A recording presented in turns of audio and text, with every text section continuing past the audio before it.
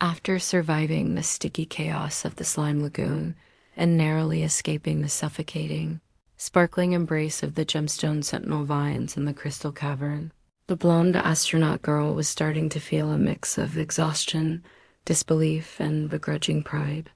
She had survived a slime colony that had decided she was their queen, flopped helplessly through a lagoon that defied both reason and personal dignity, and wriggled her way through gemstone vines that seemed to have an intelligence and persistence equal to her own panic.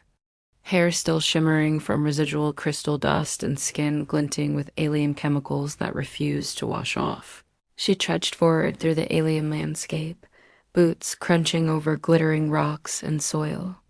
Okay, she muttered, brushing long blonde locks out of her eyes. I'm still me. I survived sticky goo and sparkling jewelry. This is just planet life now. The horizon stretched before her in waves of shimmering pink and violet light. Unnatural sunbeams refracted through floating mineral shards, casting rainbows across jagged crystal spires. A faint hum vibrated through the air, almost musical, almost hypnotic, and she immediately regretted taking a step toward it. Of course it's humming.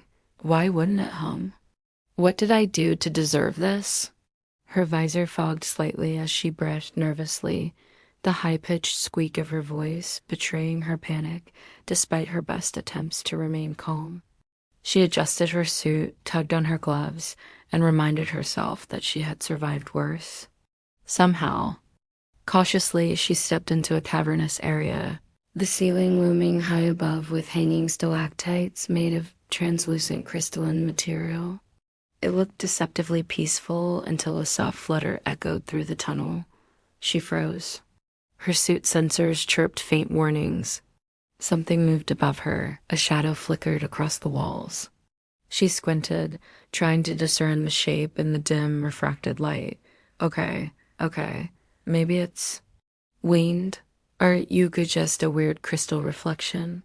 Totally harmless. Yeah, then it descended. The shadow coalesced into something massive, wings spanning easily 20 feet, shimmering with translucent patterns, delicate yet enormous, moving with an eerie grace. Eyes, each the size of her torso, reflected the cavern light in hypnotic patterns. She swallowed hard. Oh God, no. This is you, bad. Dad, get away. The creature, the giant moth, floated gently above her, antennae quivering, wings beating slowly but with enough force to stir dust and glitter around her feet. Before she could back up, a soft tendril of furry leg-like appendage brushed her helmet, then another, then dozens of smaller fuzzy legs gently nudged her limbs, wrapping briefly around her wrists and ankles in a way that made her squeal and flail. AHH. Stop, personal space. I am not UG Snacks. I'm an astronaut. The moth hovered, cooing softly, wings vibrating. The vibrations were gentle, almost hypnotic, and her suit's sensors registered slight pressure variations against her body. Every time she tried to take a step back, the moth's fuzzy appendages adjusted, lifting her slightly off the ground, dangling her over glowing mineral formations that refracted her panic into kaleidoscopic patterns. She flailed helplessly. Arms waved, legs kicked, hair stuck to her helmet, suit glittering from residual crystal dust. The moth's appendages were persistent, but not violent, more like a mischievous, enormous kitten experimenting with a toy it did not fully understand. One furry leg wrapped around her waist, gently lifting her horizontally, while others looped around her arms, pinning them in midair. She squealed, twisting, trying to free herself. I am not a toy. I'm UG, still an astronaut. Stop. The moth responded by hovering closer, vibrating its wings, adjusting her midair position so that she dangled upside down, hair brushing the glittering cavern floor, limbs akimbo in a completely absurd, over-the-top pose. Her visor fogged as she panicked. She kicked a fuzzy leg, and the moth flinched slightly, adjusting its grip with surprising agility, but did not release her entirely. The cavern walls reflected every sparkle of her suit, every frantic motion, and every ridiculous pose, creating a dizzying kaleidoscope of chaos. She grunted, muttering, "This is ridiculous. I'm dangling upside down by a giant moth. And somehow I'm still alive. What planet you took you which way?" She twisted, trying to wriggle free, but the moth's multiple fuzzy limbs responded instantly, adjusting to maintain its grip while keeping her suspended in positions that were awkward, chaotic, and entirely suggestive in absurd anime logic, but fully non-sexual. She squealed again as a wing brushed her back, lifting her slightly higher. Glitter dust floated around her, sticking to her hair and suit. Each subtle vibration from the wings caused her to wobble, legs flailing, helmet tilting, long blonde hair streaming in every direction.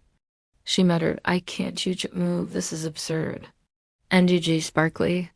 The moth seemed delighted by her frantic motions, cooing softly, testing her limits, adjusting its grip, sometimes letting her dangle freely for just a moment before resuming its chaotic embrace. She swung, twisted, and kicked, managing to knock one fuzzy appendage away, only for another to curl around her torso.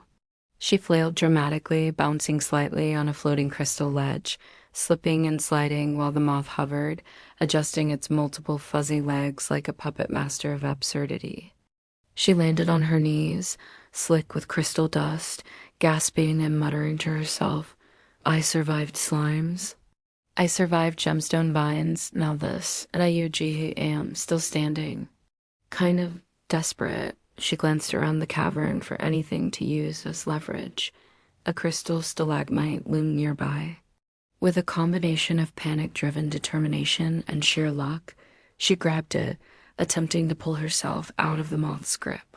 The moth's fuzzy legs resisted, wrapping her midsection lightly, swinging her slightly as if testing her strength. But she yanked herself higher, scraping her boots along the jagged floor. She tumbled over the edge of the stalagmite, finally landing on a small ledge above the cavern floor. Exhausted, hair plastered, suit sparkling and battered, she rolled onto her back, gasping for air. The moth hovered above her, wings flaring slightly, cooing again. Its fuzzy legs occasionally brushed against her, each contact enough to make her squeak and wiggle dramatically. She groaned. "I am completely covered in glitter, partially suspended by an enormous insect, and somehow I'm still alive. Why does the universe hate me like this?"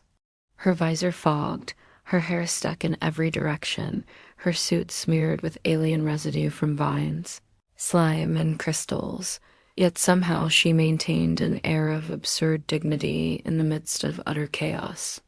Finally, she managed to edge her way onto a more stable section of the cavern, crouching, brushing her hair from her face, suit glistening like a disco ball in alien lighting. She glared at the moth. "Listen, universe, moth, planet, whoever's in charge UGH, I am still standing. You want absurd chaos? Fine, but I'm still standing.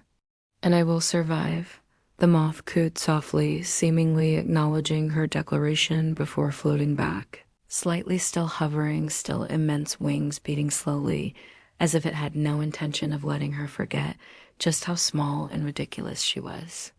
Panting, sticky, sparkling, and utterly exhausted, she stood slowly, adjusting her helmet, hair floating dramatically over her shoulders.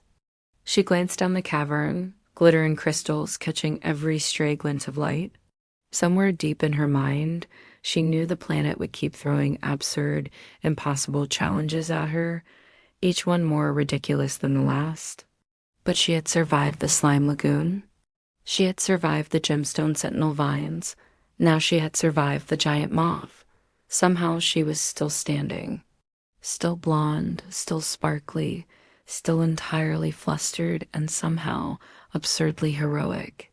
She straightened, took a deep breath, and muttered fiercely to herself, "Universe, I am the blonde astronaut girl. I am alive, I am ridiculous, and I will survive whatever the hell comes next."